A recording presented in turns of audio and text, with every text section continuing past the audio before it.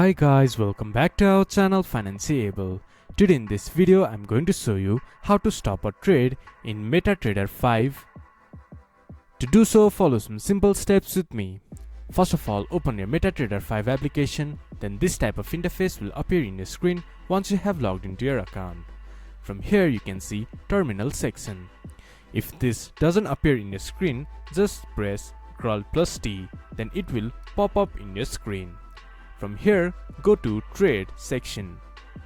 Here you can see all your trade. From here, manually select the position or trade that you want to stop and right click on that position.